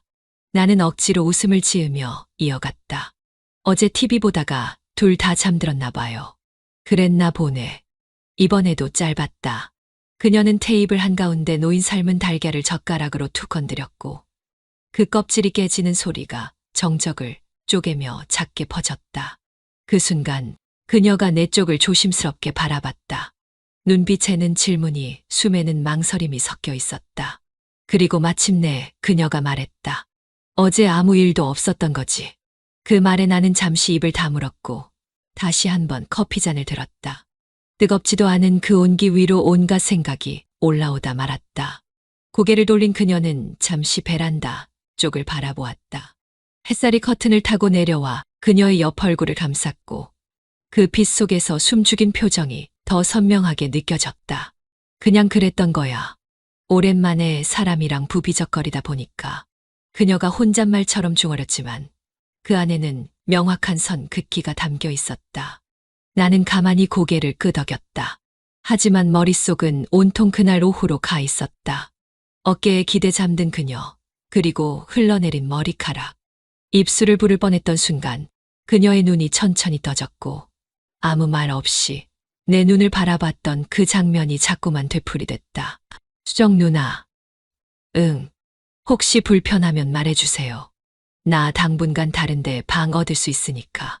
그녀는 조용히 내 말을 듣고 있다가 천천히 고개를 저었다. 아니야. 불편한 건 아니고 그냥 나도 좀 복잡해서. 그 말은 선명한 대답이 아니었지만 그 안엔 모든 것이 들어있었다. 사과도 변명도 아닌 그저 감정 그 자체로 느껴지는 말이었다. 달걀 껍질은 아직 접시 위에 그대로였고 커피는 절반쯤 식은 채 남아 있었으며 우리 사이에는 명확하지 않은 감정의 경계선만이 조용히 놓여 있었다. 비는 오후부터 쉬지 않고 내렸다. 유리창에 부딪히는 빗소리는 작은 원룸을 더 좁고 깊게 만들었고 천장이 낮은 방 안엔 어둠이 일찍 내려앉았다. 저녁이 되자 정전이 찾아왔다. 낡은 건물의 배선은 빗물에 약했고 방 안은 삽시간에 캄캄해졌다. 누나, 여기 초 하나 있었어요.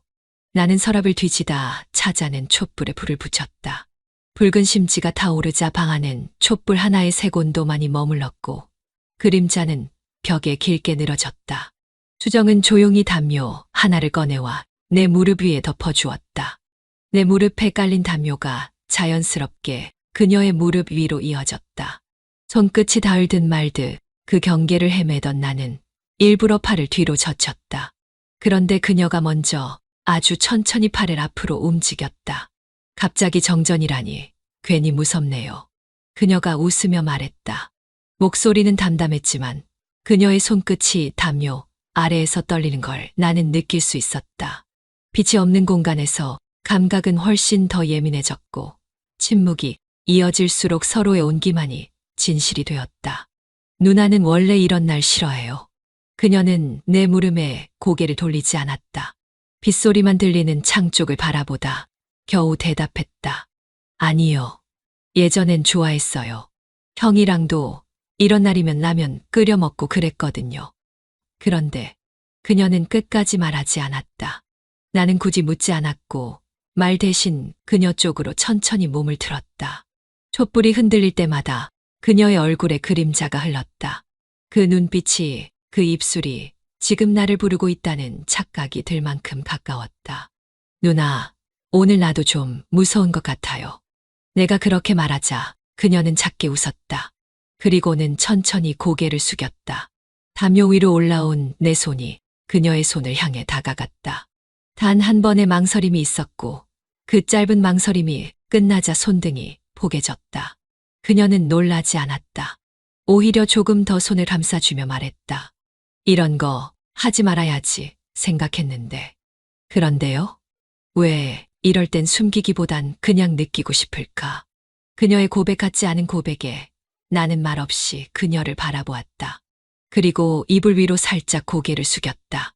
촛불의 그림자가 우리의 뺨 사이를 가로지르고 입술이 아주 조용히 맞닿았다. 처음이었다. 숨이 멎는 줄 알았다. 키스는 길지 않았지만 마음은 거기서 멈춰버렸다. 그녀가 먼저 눈을 감았고 나는 그 움직임에 따라 한 번 더 그녀를 안았다. 껴안은 채 가만히 있던 그 몇 분이 몇 해가 탔다. 유나. 응. 이렇게 계속 여기 있어도 돼요? 그녀는 대답하지 않았다. 하지만 그 말이 끝난 후에도 팔을 풀지 않았다. 그녀의 숨결이 내 목덜미에 닿았고 우리는 그렇게 잠깐 세상과 등을 지고 있었다. 장보기를 마친 저녁 무렵 시장길을 따라 나란히 걷고 있었다. 비가 오락가락하던 장마철 특유의 눅눅한 공기 속에서 어깨가 스칠 듯 말 듯 가까워진 거리만큼이나 마음도 어딘가 간질거렸다. 장바구니를 한 손에 든 채 앞서 걷는 수정의 팔꿈치가 내 팔에 살짝 닿았고 나는 일부러 더 빠르게 걷지 않았다. 오히려 그 스침을 계속 느끼고 싶었다. 그녀도 나와 같은 속도로 걷고 있었다. 유나. 내가 불러보자 수정은 나를 힐끗 바라봤다. 눈길은 길가 전단지에 머물렀지만 내 쪽으로 향한 시선은 부드럽고 묘한 울림을 남겼다. 그때 말이야. 나는 말끝을 흐리며 숨을 고르고 그녀가 무슨 말을 할지 기다렸다. 하지만 수정은 대답하지 않았고 대신 나지막하게 물었다. 그땐 왜 왔어? 우리 집에. 아무 연락도 없이. 질문은 담담했지만 그 안에 담긴 복잡한 감정들이 파동처럼 일었다. 놀람, 반가움, 두려움, 혹은 기대 같은 것들이 얽혀 있었던 걸까. 나는 말없이 몇 걸음 더 걸었다가 멈춰선 채 그녀를 바라봤다. 그냥 누나가 계속 생각났어요.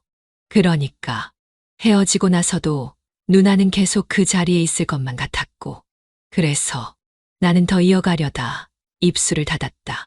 변명이 될까봐 혹은 너무 앞서가는 마음을 들킬까봐. 수정은 잠시 내 말을 곱씹는 듯 하다가 고개를 돌려 걸음을 다시 옮겼고 나도 그녀의 속도를 따라 걸었다. 발끝이 다시 부딪혔지만 이번엔 피하지 않았다. 오히려 그 충돌의 발끝이 잠시 겹치더니 천천히 나란히 걷게 되었다. 난 그냥 지쳐 있었거든. 누구를 미워하는 것도 누가 날 미워하는 것도 싫었고 너를 봤을 땐 편했어. 그녀의 목소리는 귓가에 오래 머물렀고 그 따뜻함이 허전한 가슴을 채우는 듯했다. 나는 대답하지 않고 그녀의 손등을 힐끗 바라보았다. 손등 위로 빗방울이 하나, 둘 떨어지기 시작했고 우리는 아무 말 없이 같은 속도로 뛰기 시작했다. 빗소리 사이 아무 말 없는 우리의 호흡만이 귓가를 울렸다. 방 안 가득 쌓여있던 마지막 박스를 열었을 때 숨이 잠깐 막혔다. 전 남편이 두고 간 물건들이 무성의하게 얽혀 있었고 그 위로 묵은 먼지와 함께 오래된 기억의 냄새가 피어올랐다. 수정은 익숙한 듯 하나씩 골라내 쓰레기 봉투에 넣기 시작했다. 면도기, 손목시계, 구겨진 셔츠들. 그런데 박스 바닥에서 손끝에 걸린 셔츠 하나가 그녀의 동작을 멈추게 했다. 그 셔츠. 봄비 내리던 날 입고 돌아온 남편의 몸에서 나던 냄새가 그대로 배어 있었다. 빨고 또 빨았지만 지워지지 않던 채취. 그것만큼은 시간이 지나도 사라지지 않았다. 수정은 그 셔츠를 조심스럽게 들었다. 손끝이 닿은 천이 이상하게 뜨거워지는 느낌이었다. 버리세요. 그거. 버려요. 낮고 진한 목소리였다. 등 뒤 너무 가까운 거리. 그녀가 고개를 돌리기도 전에 현우는 다가와 그녀의 손끝에 걸린 셔츠를 천천히 받아들었다. 손끝이 겹쳐지는 그 찰나 그녀의 숨이 들썩였다. 피하려 했지만 그의 손이 먼저 그녀의 손등을 덮었고 그 손이 그녀의 손목을 따라 올라와 천천히 팔을 감싸 안았다. 왜 그렇게까지 버리려는 건데요? 왜 그렇게까지 잊으려고 해요? 그의 목소리는 낮고 조심스러웠지만 손끝은 그러지 못했다. 그거 아직도 버리기 힘든 거 아니에요. 근데 왜 그걸 혼자 참아요? 왜 혼자 아파요? 그녀는 대답하지 않았다. 입술이 달싹였지만 아무 말도 내뱉지 못했다. 그런 그녀의 입가에 다가온 건 그의 이마였다. 숨결이 엇갈렸다. 가슴이 맞닿았고 셔츠 사이로 그의 손이 그녀의 등선을 천천히 더듬었다. 하지 마요. 그녀가 힘겹게 뱉은 말이었다. 하지만 뒷말은 이어지지 않았다. 그가 고개를 숙였고 수정은 눈을 감았다. 셔츠는 바닥에 떨어졌고 셔츠를 따라 두 사람의 몸도 천천히 내려앉았다. 이불도 깔려있지 않은 바닥이었다. 다급하지 않았지만 망설이지도 않았다. 얽힌 숨결 속에서 그가 그녀의 옷깃을 벗겼고 수정은 떨리는 손끝으로 그의 등을 감쌌다. 두 팔로 그를 끌어안은 채 그녀는 그를 피하지 않았다. 괜찮아요? 현우의 목소리는 조심스러웠고 숨소리는 여전히 거칠었다. 그는 그녀의 이마에 땀을 닦듯 입술을 댔고 수정은 고개를 돌려 그의 어깨에 조용히 머리를 기댔다. 나 오늘 아침까지만 해도 이렇게 될 거라고는 생각 못했어요. 그녀는 이불을 당겨 그의 허리까지 덮으며 조용히 말했다. 근데 참을 수가 없었어. 그 셔츠 냄새도 그 말도 당신이 나한테 다가온 그 순간도. 현우는 그녀를 더 끌어안으며 속삭였다. 난 그날부터 누나였어요. 형수가 아니라 그때부터 지금까지 계속 누나만 생각났어요. 그녀는 숨을 길게 들이쉬었다. 셔츠 냄새가 옅게 남은 방 안, 구겨진 바닥 위, 두 사람은 처음으로 서로를 아는 채 깊은 밤의 적막을 견뎌냈다. 창밖에선 여전히 비가 내리고 있었다.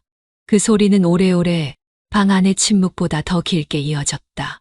일요일 오전 한산한 시장 골목을 나란히 걷던 중이었다. 비닐에 묶인 파 한 단을 팔던 아주머니가 한 손으로 계산을 하며 슬쩍 고개를 들었다. 그 시선이 정확히 수정과 그 남자를 향해 머물렀고 눈가엔 짧은 미소가 지나갔다. 어머, 수정 씨, 요즘 같이 사는 거야? 그 말은 누가 들어도 장난이 아니라 의심 섞인 확신이었다. 수정은 잠시 당황한 듯 눈을 깜빡였지만 금세 웃음으로 덮었다. 아니요, 그냥 며칠만요. 조카 같은 애예요. 그는 시선을 돌려 멀리 떨어진 과일 트럭을 본다며 고개를 돌렸다. 하지만 귓불이 살짝 굵어졌고 걸음을 옮기는 발끝도 어딘가 더 조심스러워졌다. 아주머니는 의미심장한 눈짓만 남긴 채 계산으로 돌아갔다. 그날따라 길 위의 바람은 유난히 맑았다. 나란히 걷는 두 사람의 그림자가 서로 겹쳤고 걸을 때마다 슬리퍼 끝이 가볍게 부딪혔다. 수정은 그 소리에 흠칫 돌아보더니 문득 말했다. 아까 민망했죠. 괜찮아요. 뭐 사실 거짓말은 아니니까. 그의 말투는 장난처럼 던졌지만 그 안에는 쉽게 덜어내지 못한 감정이 스며 있었다. 수정은 대답 대신 고개를 살짝 떨궜고 걸음은 더 느려졌다. 어느새 그의 손끝이 수정의 장바구니 손잡이를 잡아당겨 함께 들기 시작했지만 그 누구도 잡아줄게라는 말을 먼저 꺼내진 않았다.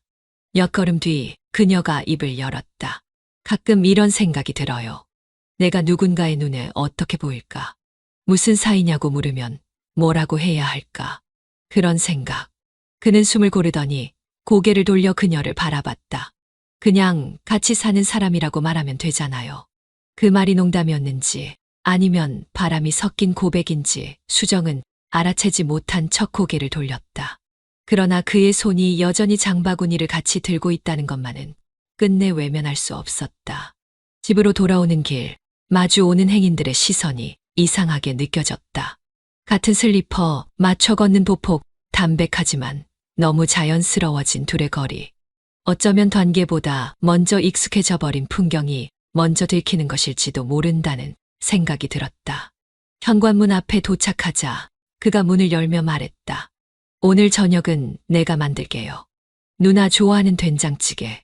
수정은 작게 웃으며 고개를 끄덕였다. 알겠어요. 근데 파는 제대로 썰어요. 지난번처럼 덩어리로 넣지 말고. 그는 웃었다. 연습 많이 했어요. 이제 고기처럼 썰 수 있어요. 가벼운 농담, 평범한 대화. 그러나 그 속에 흐르는 건 더는 감출 수 없는 우리라는 단어였다. 햇살이 오래 머물다 가는 오후였다. 거실 창문을 가로지르는 커튼 틈으로 봄 기운이 실려 들어오고 있었다. 수정은 탁자 위에 올려진 바느질 도구를 정리하며 소파에 앉아 있었고 그는 옆에서 말없이 그녀를 바라보고 있었다. 눈길이 자꾸 머물렀다. 바늘을 꿰는 손끝, 실을 잡고 지그시 당기는 그 미세한 움직임조차 괜히 예뻐 보였다. 수정아, 그녀의 손끝이 멈췄다. 시 반쯤 꿰인 바늘에 걸려 덜렁거렸고 바느질을 하던 조용한 공간에 그 이름 하나가 유난히 선명하게 울렸다. 아무렇지 않게 부른 것처럼 들렸을지 몰라도 그의 심장은 말끝이 닿기도 전에 수차례 불규칙하게 뛰고 있었다. 뭐라고 했어요? 수정은 천천히 고개를 들었다. 순간 그는 당황했다. 다시 누나라고 고쳐 부르려다가 그냥 입을 다물었다. 숨을 고르던 그녀는 그를 바라보며 천천히 웃었다. 애써 감춘 듯한 그 웃음은 어딘가 약한 부분이 스쳐가는 듯했다. 괜찮아요. 그렇게 불러줘요. 다음부턴 그냥 제 이름으로. 말끝은 조용했지만 숨소리 하나에도 감정이 실려 있었다. 누나라는 호칭은 이제 현실에 맞지 않았고 남겨진 거리감을 억지로 붙들고 있는 끈 같았다. 끊어진 줄을 다시 묶으려는 대신 그녀는 그 순간 자신이 어떤 감정에 이끌리고 있는지를 인정하고 싶어진 것 같았다. 그는 아무 말도 하지 못한 채 그녀를 바라보다가 작게 고개를 끄덕였다. 응, 수정아. 다시 부른 이름은 이번엔 조심스럽고 부드럽게 입을 떠났다. 마치 아이가 처음 글자를 또박또박 읽어 내려가듯 감정을 조심스럽게 얹어 부른 그 한마디에 그녀의 눈매가 살짝 풀렸다. 근데 이상하네요. 나 누군가한테 이름으로 그렇게 불려본 게 정말 오래된 것 같아요. 수정은 그렇게 말하며 다시 시선을 바늘 끝으로 옮겼지만 실은 더 이상 바늘에 매달리지 않았다. 그가 천천히 다가와 그녀 옆자리에 앉았다. 소파의 쿠션이 조금 내려앉았고 두 사람 사이의 간격이 자연스럽게 좁아졌다. 그때부터였어. 누나가 아니라 수정이라고 부르고 싶다고 생각한 건. 그녀는 옅게 웃었다. 그때가 언제였는데요. 그날 장보러 같이 갔다가 돌아오는 길에 내가 웃었을 때 그냥 그렇게 부르면 좀 더 가까워질 것 같았어. 그래서 그렇게 불러도 된다고 물어보진 않고 그냥 막 부른 거예요. 묻기 전에 부르고 싶었으니까. 미안. 근데 기분 나쁘지 않았으면 좋겠어. 수정은 작게 한숨을 쉬듯 숨을 들이마셨다. 그리고 그를 바라보며 고개를 살짝 흔들었다. 기분 나쁘지 않았어요. 이상하게 기분이 나쁘지 않았어요. 그 말은 분명 허락이었고 동시에 다음 단계를 받아들이겠다는 고백이기도 했다. 말을 하지 않아도 서로의 감정을 눈빛으로 전해지는 순간들이 늘어났고 이제는 굳이 손을 내밀지 않아도 서로의 온도를 느낄 수 있는 거리에 와 있었던 것이다. 그는 그녀의 손등 위에 살며시 손을 얹었다. 이번엔 그녀가 물러서지 않았다. 밖에선 어린아이들이 뛰어노는 소리가 들려왔고 바람에 창문이 살짝 흔들렸다. 아무 일도 일어나지 않은 평범한 오후였지만 두 사람 사이의 공기는 그 어떤 밤보다 뜨겁고 무거웠다. 오늘 저녁엔 내가 만들게요. 된장찌개 대신 고등어 조림? 그거 지난번엔 살 태웠잖아요. 이번엔 다를 거야. 수정이가 먹는 거니까. 수정은 조용히 미소 지었다. 그의 입에서 자신을 부르는 이름이 더 이상 낯설지 않았다. 오히려 오래전부터 그렇게 불려왔던 것처럼 마음 한구석에 조용히 스며들어 앉아 있었다. 그리고 그녀는 그를 바라보며 천천히, 아주 천천히 입을 열었다.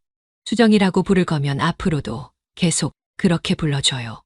절대 다시는 돌이킬 수 없을 만큼 계속. 그 말엔 책임을 묻는 게 아니라 감정을 나누고 싶다는 아주 조심스러운 부탁이 담겨 있었다. 그는 대답 대신 그녀의 손을 더 꼭 잡았다. 한없이 조용한 오후 두 사람 사이엔 이름 하나로 충분히 달라진 공기가 맴돌고 있었다. 작은 캐리어 두 개가 나란히 놓인 원룸의 현관 앞. 바퀴는 오래돼 삐걱거렸고 바랜 손잡이엔 투숙객이 아닌 떠나는 사람의 냄새가 얹혀 있었다. 계획이랄 것 없는 여행이었고 숙소는 가서 정하기로 했다. 단 하나 그녀와 함께라는 것만이 이 여정의 전부였다. 비 오면 안 되는데 우산 하나밖에 없어요. 그가 터미널 앞에서 말하며 슬쩍 그녀의 손등을 바라봤다. 수정은 짐을 잠시 내려놓고 햇빛 아래 번지는 그의 그림자를 바라봤다. 그러면 우산 쓰고 다니는 연인처럼 보이겠네요. 그 말에 그가 웃었다. 짐을 챙기며 어깨를 맞댄 순간 지나가던 아주머니 하나가 두 사람을 쓱 훑고 지나갔다. 어색하지 않게 조금은 대범하게 손을 내밀어 그녀의 손등을 감쌌다. 누가 보면 진짜 신혼부부 같죠. 왜요? 우리가 뭐가 부족한데요? 말은 농담처럼 던졌지만 그녀의 손끝은 조금 떨렸다. 서로를 바라보는 시간이 길어졌다. 플랫폼으로 들어가는 에스컬레이터 앞 그는 손을 놓지 않았다. 진짜 여행이네. 어디로 가는지도 모르고. 그러니까 더 좋아요. 길이 어디라든 지금처럼만 같이 있으면. 수정은 무심한 듯 웃었지만 마음 한구석은 익숙한 감정으로 점점 뜨거워졌다. 근데 내가 누나랑 이렇게 길게 여행 갈 줄 몰랐어요. 어릴 땐 그저 웃는 모습이 좋았는데 이젠 같이 밥 먹고 자고 걷는 것까지 전부 좋아져 버렸네요. 그녀는 말없이 짐을 들었다. 그와 같은 속도로 걷기 시작한 발끝이 이상하게도 가벼웠고 손등에 남은 체온은 온몸으로 번졌다. 우리 어디로 가는 거죠? 모르겠어요. 근데 누나는 어디로 가고 싶어요? 그냥 지금 이 순간이 계속됐으면 좋겠어요. 고속버스는 막 도착했고 짐칸이 열리는 소리와 함께 짧은 여행이 시작됐다. 아니, 어쩌면 이 순간이 그들에겐 진짜 처음부터 다시 시작되는 삶의 방향이었는지도 몰랐다. 민박집 작은 창틀에 기대 앉은 그녀는 유리창 너머 바다를 보고 있었다. 그 곁에 앉은 그는 뒷모습이 아닌 얼굴을 바라봤다. 어제와 같은 모습인데 바다 앞이라는 이유 하나만으로도 모든 게 달라 보였다. 바람은 부드럽게 머리카락을 흔들었고 그녀는 손에 턱을 괜 채 낮은 목소리로 말했다. 민박인데도 침대에 햇살이 잘 들어와요. 묘하게 포근해요. 그건 아마 누나가 침대에 있어서일 거려. 그녀는 짐짓히씩 웃었지만 창틀에 앉은 손이 살짝 떨렸다. 민박집 주인이 권한 대로 늦은 점심을 먹고 해변으로 나선 건 해가 노을로 기울 무렵이었다. 파도는 어깨를 펴고 걷는 그들의 발끝 옆에서 조용히 부서졌다. 바다는 늘 울고 있는 것 같아요. 근데 이상하게 슬프진 않죠. 걸음을 멈춘 들은 모래 속에 반쯤 파묻힌 작은 조개 껍데기 하나를 주워들었다. 검지와 중지 사이로 조심스럽게 그녀의 손을 잡아 끌며 말했다. 이거 우리 반지할까요? 장난처럼 보이지만 기분은 진심이에요. 진심인데요. 우리끼리만 아는 약속, 이런 거 하고 싶었어요. 그는 조개 껍데기를 반쯤 휘어 손가락에 올려줬다. 어색하지만 부러질까 조심스럽게 얹는 손길이 어쩐지 진짜 프로포즈보다 더 절실했다. 수정은 아무 말 없이 손가락을 들어 반지를 바라보다가 바람에 흩날리는 그의 앞머리를 살짝 넘겨주었다. 이 반지 부서질까봐 괜히 숨 쉴 때도 조심스러울 것 같아요. 누나 아니, 수정아. 그가 그녀의 이름을 불렀다. 처음부터 그렇게 불렀다면 어땠을까 하는 후회가 동시에 스치던 순간이었다. 우리 다음 생엔 순서부터 제대로 해요. 그땐 나랑 처음부터 같이 살아요. 그래요. 그땐 도망가지 말고 말도 돌리지 말고 나보다 먼저 웃어줘요. 그녀는 눈을 감았고 그는 그 입술에 조용히 입을 맞췄다. 주변엔 사람 하나 없었고 바다와 노을 그리고 그 작은 반지 하나만이 그들의 비밀을 감싸 안고 있었다. 비가 내리는 날이었다. 창밖으로 뚝뚝 떨어지는 물방울은 지붕을 두드리고 바닥에 번지는 빛은 흐릿하게 두 사람의 실루엣을 비췄다. 민박집 좁은 침대 위 이불 안에 함께 파묻힌 둘은 느릿한 시간 속에 서로의 체온을 나누고 있었다. 이따금 손끝이 움직였고 가슴 위에 놓인 턱이 살짝 흔들리며 숨을 고르기도 했다. 침묵은 어색하지 않았고 음악은 아주 조용하게 흘렀다. 이상하죠. 아무것도 안 하고 있는데 하루가 벌써 반이나 지나갔어요. 안 하는 게 아니라 우리만의 일을 하고 있는 거잖아요. 그는 그녀의 머리카락을 귀 뒤로 넘기며 말했다. 어떤 일이요? 같은 음악 듣고 같은 이불 덮고 같은 컵에 커피 마시고 그런 거. 이름 없는 하루 만들기. 그녀는 웃었다. 그리고 이불 속에서 팔을 뻗어 커피잔을 가져왔다. 이미 조금 식은 커피였지만 그녀는 그가 입댄 자리를 바라보다 잔을 기울였고 무심하게 내려놓은 잔을 그가 다시 집어들어 마셨다. 입술이 겹쳐지지 않았는데 그보다 더 가까웠다. 이런 게 진짜 결혼 아닌가요? 작게 흘러나온 그녀의 말에 그는 대답하지 않았다.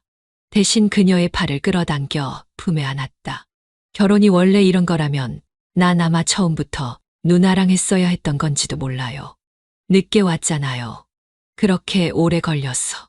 그래서 더 오래 있을게요. 이번엔 진짜로.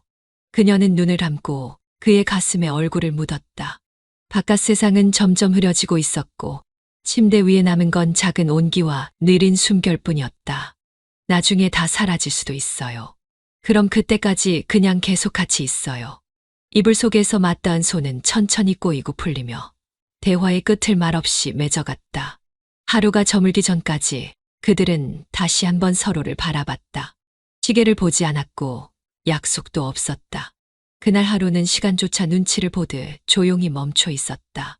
창밖으로 스쳐가는 풍경은 여전히 흐릿했고 버스 안은 잔잔하게 흔들리고 있었다. 두 사람은 나란히 앉아 창가에 기대 잠들어 있었다. 그녀의 머리는 그의 어깨에 조용히 기댄 채 숨결만 오르내리고 있었고 그의 손은 어느새 그녀의 손을 단단히 감싸고 있었다. 도착을 알리는 안내방송이 들려왔지만 그는 그 손을 놓지 못한 채 버스 안에 가만히 앉아 있었다. 그녀가 먼저 눈을 떴다. 벌써 도착했나 봐요. 그는 고개를 끄덕이며 창밖을 봤고 그녀의 손을 살며시 쓰다듬었다. 내리고 싶지 않네요. 이 버스가 그냥 멈췄으면 좋겠어요. 그녀는 피식 웃으며 자리에서 일어났다. 그러나 손은 그대로였다. 일어선 뒤에도 놓지 않고 출구 앞까지 함께 걸었다. 두 사람이 타고 온 여행의 끝은 고작 몇 걸음 앞에 있었지만 그 몇 걸음이 그들에겐 가장 길고 무거운 거리처럼 느껴졌다. 이게 현실이죠, 결국. 그래도 전 현실이 이렇게라도 당신과 붙어 있는 거면 괜찮아요. 그녀는 눈을 감았고 그 말이 왠지 미안하게 들렸다. 터미널 바깥의 햇살은 너무 밝아서 민박집에 그 어둑한 온기가 멀게만 느껴졌다. 사람들은 분주히 오갔고 캐리어 끄는 소리가 바닥에 부딪혔다. 그 속에서 둘만 멈춘 듯 시간이 고요하게 흘러가고 있었다. 저기, 우리 앞으로는 어떻게 될까요? 아무도 몰라요. 그래도 나는 그게 무서워서 놓지는 않을래요. 그녀는 아무 말 없이 그의 손을 조금 더 세게 잡았다. 그리고 살짝 고개를 기울이며 속삭였다. 그 말, 내가 평생 기억해도 돼요? 그는 고개를 끄덕이며 짧게 말했다. 기억해줘요. 내가 왜 여기까지 왔는지. 그녀는 웃었고 그 웃음은 피곤함과 애틋함 그리고 조금의 죄책감이 섞인 온도였다. 하지만 그 감정들이 서로를 밀어내는 게 아니라 오히려 더 단단하게 엮는 실타래처럼 느껴졌다. 이미 누군가에게는 변명이자 핑계겠지만 적어도 두 사람에게는 그것이 진심이었다. 그녀가 마지막으로 말했다. 그래도 세상이 뭐라 하든 전 이 선택 후회 안 해요. 그는 아무 말 없이 고개를 끄덕였고 그 말이 자신의 마음과 완벽히 겹쳐져 있다는 걸 느꼈다. 누가 손가락질을 하더라도 누가 진실을 묻더라도 이 순간만큼은 흔들리지 않았다. 손끝에서 전해지는 체온 하나로 둘은 조용히 돌아오는 길을 함께 걸었다.